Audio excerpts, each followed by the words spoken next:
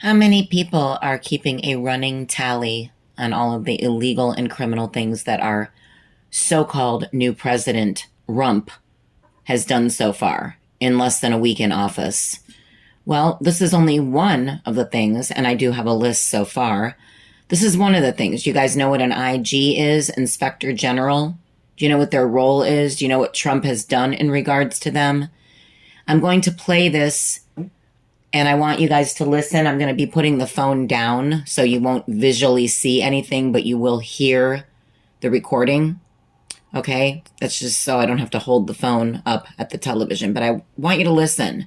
And I want you to see that if you voted for this man, I want you to see the criminality that you voted for. This is only one of the things he's done so far that is criminal. I hope you'll listen. Go ahead and do whatever you want to do while listening to this. You're going to hear me say the words inspectors general quite a bit in the next 2 minutes, but hang with me because a lot of money is on the line. This could really matter. So in a move that's already facing legal challenges and a move that could limit independent oversight of his administration, President Trump has fired at least 15 inspectors general Friday night, claiming the decision was, quote, a very common thing to do.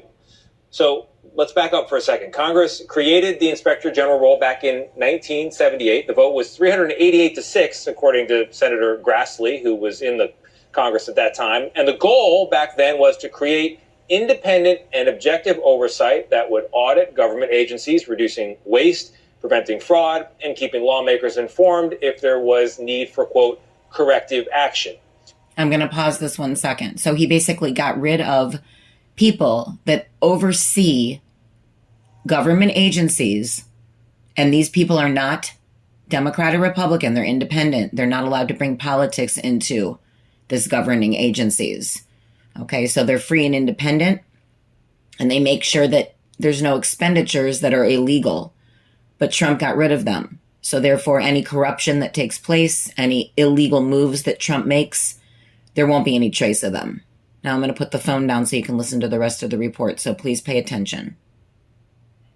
Then in 2008, Congress passed new legislation requiring the president to provide at least 30 days notice for any IG's removal. And then in 2022, additional new legislation demanded that the notice come with a, quote, substantive rationale, including detailed and case-specific reasons. Subjective, but there it is in paper.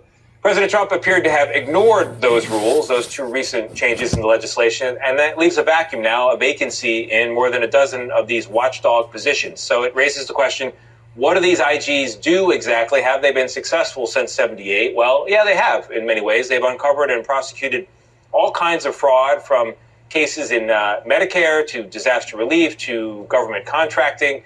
And in 2023, Inspector General investigations brought in, and this is 2023 alone, nearly $11 billion in payments. That's money back.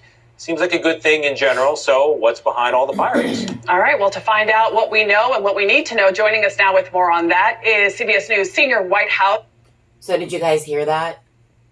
With those watchdogs in place, we were able to save a lot of money that went back into the government to help other people with money, such as taxes, tax relief, anything we needed in this country by the federal government. It went back to the federal government, the money that the IGs were able to save. Trump got rid of them.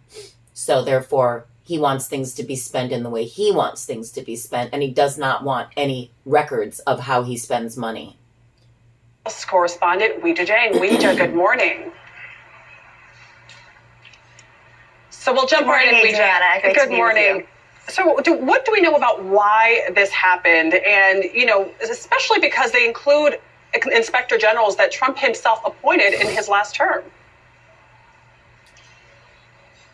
So President Trump responded directly to this yesterday, and essentially he said he fired them because he could. He said it's very common, it's a very standard practice, but he didn't exactly answer why these particular inspectors general. He did, however, talk about why he kept some of them, as an example, the IG for the DOJ, Michael Horowitz, and he pointed to a report that Horowitz prepared that said that FBI Director James Comey, I should say former, because Trump fired him during his first term, mishandled memos in which he detailed interactions with Trump. And he said that was a very good report. So that gives us a window into what Trump considers good and bad.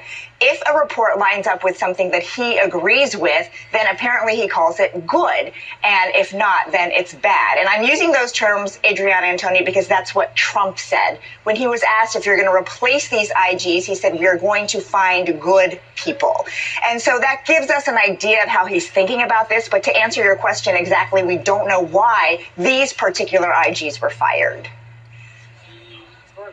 The IG position has been capable of identifying waste and fraud, which in a nonpartisan way people appreciate. And this administration has been talking about efficiency and making a priority of efficiency. Is there a disconnect between getting rid of all these folks and yet also promising to find more efficient, cost-saving ways of doing business?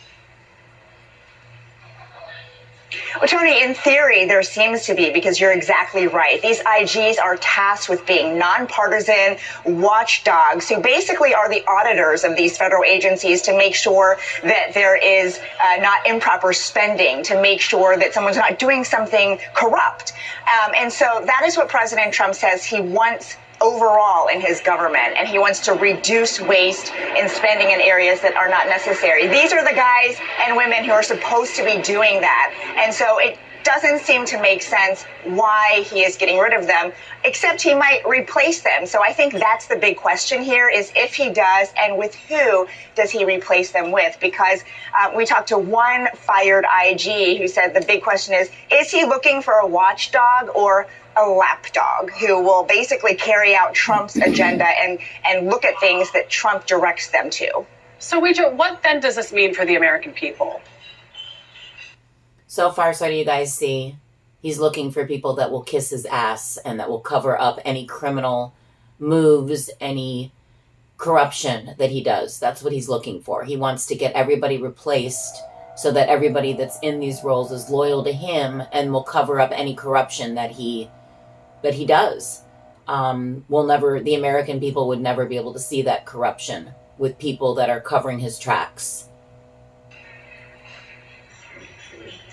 Well, it means that if there is corruption, if there is wasteful spending, if there is fraud, it would be difficult to detect because you don't have this independent investigator working in at least these 15 or so agencies to look at that. And so, I think the broader problem here, Adriana, is the speed at which Trump is not only breaking the norms in this case, but really trying to dismantle and reshape the federal government. And when you're talking about getting rid of people and shrinking things, at some point, you get what you pay for. And we spoke to an expert who has been studying federal government and the management of it for decades. And he says his concern is that if you root out all these positions and problems, at the end of the day, it might take longer for American people to get services that they rely on. For example, their tax return check. So we'll see how this plays out, Adriana, but certainly a lot of questions about why and how we move forward. We shall keep following it. Ouija, thank you very much. Appreciate it. Hey, you guys, that's it. Only one illegal, corrupt move that Trump has done, amongst many so far in less than a week as our president. This is how the Holocaust began. Keep that in mind. This is how Hitler got his power. Keep that in mind. And please find the show, The U.S. and the Holocaust. You'll learn a lot. Have a great day.